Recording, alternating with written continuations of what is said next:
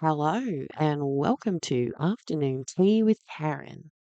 I've got a couple of clips I'd like to check out from Sunday and something from Mother's Day last year. So let's go. Good evening. Pro-Palestine activists have brought the city to a standstill on a Sunday yet again, with the ceasefire in the Middle East delayed. Their ongoing action is impacting businesses, tourists and police, with the protesters promising to continue marching well after this weekend. For a 67th straight Sunday, pro-Palestine chants echoed through Melbourne CBD. This time, it was held within hours of an expected ceasefire deal in Gaza. This is what we've been fighting for 15 months, a ceasefire. But we know through history, a ceasefire has never actually been permanent. Activists still gathered as usual for their weekly rally at the State Library. Protesting the 15-month war. People are tired, we're fatigued, we're exhausted, but we're not done. Despite the negotiated ceasefire, they're planning to protest indefinitely, seeking what they describe as the full liberation of Palestine. The struggle for liberation hasn't ended. We need to keep coming out and speaking up, because if we don't, we risk going back to October 6th. To hear that we have a ceasefire doesn't give me relief. For more than a year, the city has been brought to a standstill. Local businesses feel they've become collateral damage. Police say it significantly ties up their resources while the force battles an understaffing crisis. I would hope that we can see a step down from those protests. These anti-Israel radicals have taken our Sundays hostage, and they are destroying our way of life, and they are destroying businesses. There'll be no rally next week for the Australia Day weekend, but going forward, organisers say their action will not stop and that a ceasefire is the bare minimum. A ceasefire is just a stopping of the killing. And there's more action underway as we go to air. Tyra Stowers, take us through what's happening in Coburg right now. Well, we saw protest action today, but here in Coburg, it's a very different story. Many have gathered for a night of reflection and unity with traditional Palestinian food and music. And organisers say this is a time to celebrate, mourn and rebuild. But as we know, it is an evolving situation in Gaza, and the people here will be watching on, holding their breath tonight. Mike? 70th day of genocide. The world decided that it is now time to press pause on the slaughter of Palestinians. And on the 470th day of genocide, we take a breath of relief, and think of every Palestinian that sacrificed their life, their homes, their families, their loved ones, their right to a dignified life for us to reach this very moment.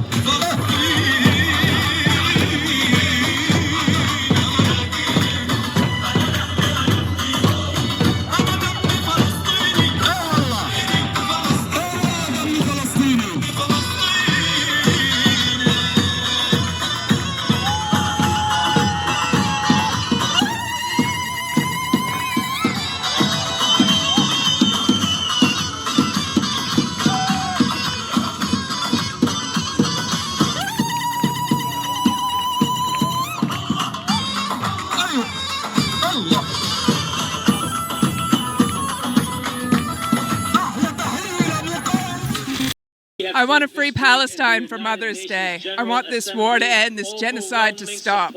I want for Palestine to be free. I want liberation for Palestine, which will mean liberation for the mothers of Palestine who have put their lives on the line to protect their children. I want that mothers of Gaza should also celebrate the mothers like all the other mothers in the world. Stop killing children and mothers and people that should be free on their land. All mothers should be able to tuck their kids in at night and not wonder if they're going to wake up or not. And they should also hug their children like we do. They shouldn't have to watch their children be burned. They shouldn't have to watch their children have, their rights taken away from them. All I want for Mother's Day is a free Palestine. I want peace and I want liberty for the Palestinian people. They also deserve to live. I want the mothers in Palestine to be able to wake up with safety and peace. I want if there is only one thing I hope for this Mother's Day is for Palestinian women to know what freedom looks like and to taste the freedom that all mothers around the world can taste. And I want a free Palestine. Free Palestine. I want all mothers to have the right to have their children's safety. For the children, I want them to stop killing children. That's what I want. I want my children to grow up in a world where all children are treated the same and we actually care about each other. And I want the world to be a better place for my kids. Mothers in Gaza, they're burying their children one by one as we speak. Some of them have no more children to bury. The situation for mothers in Gaza is disastrous. Not just the fact that women are picking up dead babies or trying to dig their babies and children out of the rubble, but also they've also got injured children with legs ripped off, arms ripped off, blinded, major gashes in their heads, not able to get medical treatment. Pregnant women are having to go through C-section with no anesthesia. Some women can't even feed their children because they're so malnourished. Their bodies cannot produce milk to feed their children. So they see them withdrawing from life and dying right in front of them. That's just to give you an idea of what Palestinian mothers have to go through. And I cannot comprehend what it's like. I see these footages and I see these pictures and it pains me to my bones. But still, the pain that they're going through is so incomprehensible that I don't know what they do. How can they carry on in their lives? And they do carry on. They keep going and keep doing what they're doing, and they keep protecting their children because that's what mothers do. But even besides all of those sorts of horrors, mothers in Gaza are also trying to keep their children entertained, distracted from the constant bombing, distracted from the hunger. And it's just incredible the fact that some of them are feeling failures as mothers because they can't provide food for their children. They've got no milk left in their breast because they're starving themselves as well as their children starving. It's just a horrendous situation. And then being forced to flee. 600,000 children crammed into Rafah, which is currently being bombarded. But I do hear from people in Gaza that people who are, when they're able to get mobile phone access, are heartened by the fact that there are protests happening all over the world. And I think that's where we have to keep protesting, even though it's tiring to keep protesting after 7 months. We've got to think about the fact that how exhausting it is for Palestinians that they have to keep on going and trying to survive and trying to resist. And so while they're resisting and trying to survive, we've got to keep protesting. Regardless of how tired we are, we've got to find ways of keeping on protesting. You don't have to be a mother to let the rage and sorrow of a mother's love fill your hearts as you chant, "Free, free Palestine! Free, free Palestine! Free, free Palestine! Free, free Palestine! Free, free Palestine! Free, free Palestine!" Now, This is a really interesting site. This is walking around Gaza, and you can see the damage to the buildings.